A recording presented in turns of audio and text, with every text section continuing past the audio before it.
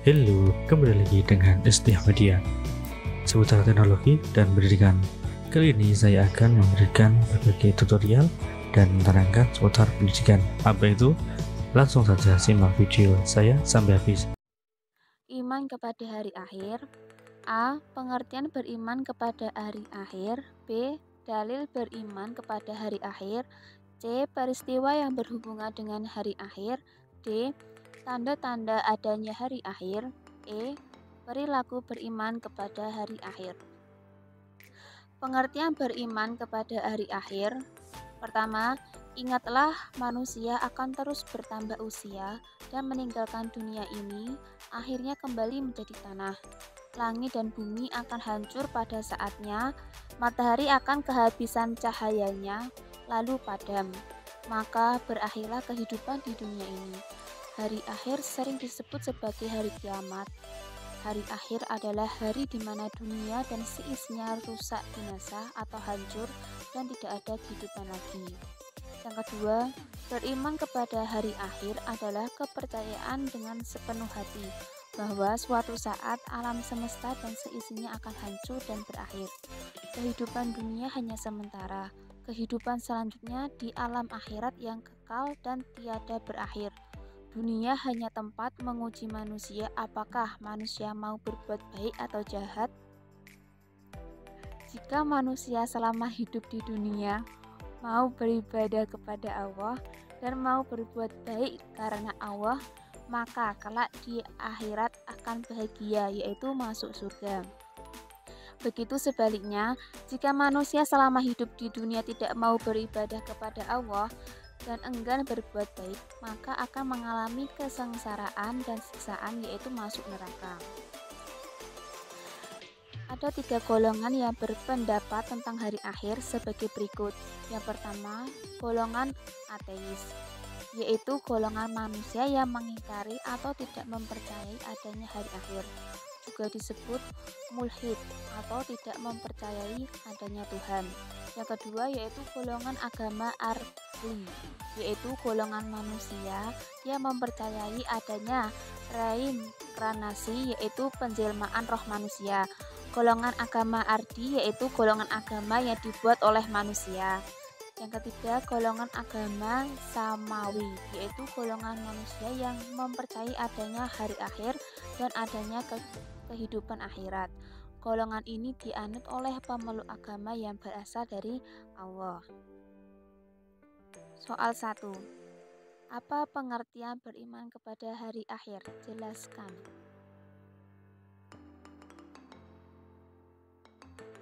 Dalil beriman kepada hari akhir. Yang pertama, dalil akli. Tidak ada sesuatu yang kekal di dunia ini, begitu pula alam semesta dan segala isinya akan mengalami kerusakan dan kehancuran. Sesungguhnya yang kekal hanyalah Allah SWT. Semua makhluk ciptaan Allah tidak ada yang abadi, termasuk dunia ini. Oleh karena itu, sangatlah masuk akal jika suatu saat nanti dunia ini akan mati, hancur, dan berakhir. Itulah yang disebut hari akhir. Para pakar ilmu pengetahuan mengatakan bahwa matahari sebagai sumber energi dalam bentuk bola api yang sangat besar dan sangat panas, suatu saat akan kehilangan cahayanya. Mula-mula ditandai dengan keadaan yang semakin mengecil karena setiap detik matahari kehilangan beratnya sekitar 4 juta ton. Lalu habis dan jelaslah gelap gulita, alam semesta berserta isinya, termasuk bumi yang kita tempati. Disinilah alam semesta mengalami kehancuran yang disebut hari akhir atau hari kiamat. Dalil nakli. Yas'alunaka anis saati ayyana mursaha qul innama ilmuha inda rabbi la yujalliyaha liwaqtiha illahu takul fi samawati wal ard la ta'tikum illa ba'tah yas'alunaka ka'anka hafiyun anha qul innama ilmuha indallahi walakinna aktaron nasi la ya'lamun. Artinya, mereka menanyakan padamu tentang kiamat. Bilakah terjadinya? Katakanlah, sesungguhnya pengetahuan tentang kiamat itu adalah pada sisi Tuhanku. Tidak seseorang pun yang dapat menjelaskan waktu kedatangannya selain Dia. Kiamat itu amat berat, gurun haranya bagi makhluk yang di langit dan di bumi. Kiamat itu tidak akan datang kepadamu melainkan dengan tiba-tiba.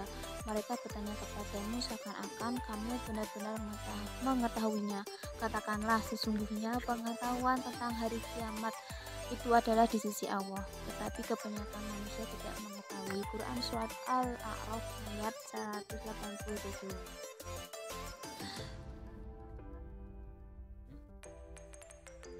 Quran Surat Al-An'am ayat 134 yang berbunyi innama tu'aduna lati wa ma antum bimu'jizin, yang artinya sesungguhnya apa yang dijanjikan kepadamu pasti datang dan kamu sekali-sekali tidak sanggup menolaknya.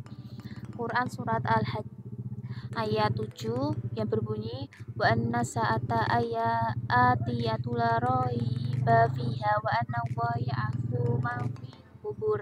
Artinya sesungguhnya hari kiamat itu pasti datang, tidak ada keraguan padanya, dan bahasanya Allah membalikkan semua orang di dalam kubur. Quran Surat Toha ayat 15 yang berbunyi inna sa'ata atiyatun akadu fiha litujza kullu nafsin bima tas'a, yang artinya sesungguhnya kiamat itu akan datang. Aku merahasiakan waktunya agar supaya tiap-tiap diri itu dibalas dengan apa yang ia usahakan.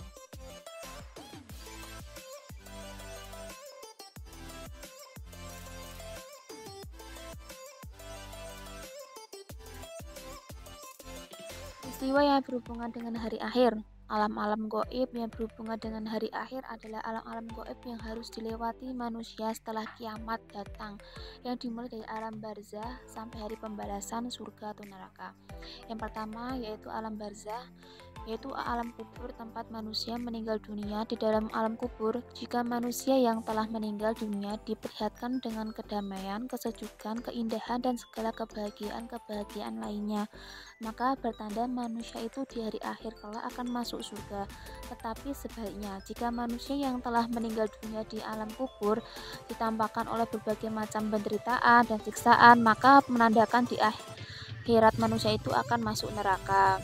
Yang kedua yaitu Yaumul Ba'ats, yaitu hari bangkit manusia dari alam kubur. Pada hari itu semua manusia yang telah meninggal dunia jasadnya diutuhkan lagi seperti sedia kala meskipun sudah meninggal dunia berabad-abad lamanya. Lalu manusia digiring ke suatu tempat yang disebut padang mahsyar. Yang ketiga yaitu Yaumul Hasyr, yaitu hari digiringnya manusia ke padang mahsyar setelah dibangkitkan dari kubur. Di padang mahsyar manusia dikumpulkan untuk dimintai pertanggungjawaban amal perbuatannya selama hidup di dunia. Malaikat pencatat perbuatan manusia akan menunjukkan kepada masing-masing orang atas izin Allah. Tidak ada catatan yang salah, apalagi catatan bohong karena selalu diawasi oleh Allah. Yang keempat yaitu Yaumul Hisab, yaitu hari dikumpulkannya manusia di padang mahsyar untuk dihitung amal perbuatannya selama hidup di dunia. Semua anggota tubuh akan bicara sendiri tanpa disuruh dan tanpa ditanyai. Malaikat sebagai pengawas ketika semua anggota tubuh bicara untuk mempertanggungjawabkan perbuatan manusia yang memilikinya. Yang kelima yaitu Yaumul Mizan, yaitu hari dikumpulkannya manusia di padang mahsyar untuk ditimbang amal perbuatannya selama hidup di dunia. Sebagaimana saat dihitung amal perbuatan manusia, semua anggota tubuh juga berbicara sendiri-sendiri melaporkan atas perbuatan yang telah dilakukan oleh si empunya selama hidup di dunia. Yang keenam yaitu Sirat, yaitu jalan menuju surga. Sirat sering disebut sebagai jembatan Sirotol Mustaqim. Bagi manusia yang beramal baik, berjalan lewat Sirat akan sampai ke surga. Bagi yang beramal buruk, jalannya tidak sampai ke surga tetapi jatuh ke jurang neraka. Yang ketujuh yaitu Yaumul Jaza, hari pembalasan. Yang pertama surga. Surga adalah sebutan sebuah tempat yang penuh kenikmatan dan kebahagiaan di hari akhir. Surga disediakan bagi orang-orang yang takwa kepada Allah. Gambaran kenikmatan di surga sebagaimana ditegaskan dalam firman Allah Quran Surat Al-Hud ayat 108 yang berbunyi wa ammal ladzina su'idu fa fi jannati khalidina fiha ma damati samawati wal ardu illa ma syaa rabbuk atau an ghairu majdud. Artinya, adapun orang-orang yang berbahagia maka tempatnya di dalam surga. Mereka kekal di dalamnya selama ada langit dan bumi, kecuali jika Tuhanmu menghendaki yang lain sebagai karunia yang tidak putus-putusnya. Yang selanjutnya yaitu neraka. Neraka adalah sebutan sebuah tempat yang penuh penderitaan dan siksaan di hari akhir. Neraka diperuntukkan bagi orang-orang yang durhaka dan mengingkari hukum-hukum Allah. Gambaran penderitaan di neraka diterangkan dalam firman Allah, Quran Surat Al-Hud ayat 106 yang berbunyi fa'ammal ladzina syaqu fa finnari lahum fiha rafirun wa syahid. Artinya, adapun orang-orang yang celaka maka tempatnya di dalam neraka. Di dalam neraka mengeluarkan dan menarik nafas dengan merintih. Yang selanjutnya Quran Surat Hud ayat 107 yang berbunyi khalidina fiha ma damatis samawati wal ardu illa ma syaa rabbuka inna rabbaka fa'alun lima yurid. Artinya, mereka kekal di dalamnya selama ada langit dan bumi, kecuali jika Tuhanmu menghendaki yang lain. Sesungguhnya Tuhanmu maha pelaksana terhadap apa yang dia hendaki. Soal 3. Apa makna yang terkandung dalam Quran Surat Hud ayat 106-107 tentang mereka? Jelaskan. Tanda-tanda adanya hari akhir. 1. Tanda-tanda kiamat sukro. Maksudnya tanda-tanda hari akhir yang dapat kita saksikan di dunia ini antara lain: A. Hancurnya dunia dan banyaknya kemaksiatan. B. Banyak orang tidak tahu malu sehingga berbuat maksiat tidak merasa dosa, salah, atau malu. C. Banyak masjid megah tapi hanya sedikit jamaah. D. Semakin banyak generasi muda dalam pergaulan bebas. E. Banyak yang durhaka kepada orang tuanya. V. Semakin banyak generasi muda yang terlibat dalam pergaulan bebas. G. Ilmu agama sudah diabaikan. H. Korupsi merajalela dalam kehidupan bermegah-megahan. I. Semakin sedikit perilaku orang-orang yang Qur'ani. J. Banyak berdatangan di majelis taklim tetapi yang didapat hanya kumpul-kumpul saja. K. Banyak orang yang enggan mengaji dan mengkaji ilmu agama. L. Banyak orang yang hanya memikirkan kepentingan duniawi saja. M. Menghambur-hamburkan harta dan enggan bersedekah. N. Menggunakan media sosial tidak hanya pada tempatnya atau menggunakan untuk hal-hal yang tidak ada manfaatnya, bahkan untuk maksiat. Yang kedua, tanda-tanda kubro atau tanda-tanda kiamat kubro. Maksudnya tanda-tanda yang sudah ditetapkan oleh Allah dan hari. 2. Tanda kubro atau tanda-tanda kiamat kubro. Maksudnya tanda-tanda yang sudah ditetapkan oleh Allah dan akan terjadi pada saat mendekati hari akhir, antara lain: A. Turunnya Dajjal. B. Munculnya binatang melata yang aneh. C. Matahari terbit dari sebelah barat, tempat terbenamnya atau berlawanan dengan tempat terbitnya. B. 2. Tanda kubro, tanda-tanda kiamat kubro. Maksudnya tanda-tanda yang sudah ditetapkan oleh Allah dan akan terjadi pada saat mendekati hari itu, antara lain: A. Turunnya Dajjal. B. Munculnya binatang melata yang aneh. C. Matahari terbit dari sebelah barat atau tempat terbenamnya berlawanan dengan tempat terbitnya. D. Keluarnya gas beracun dari semua sudut bumi.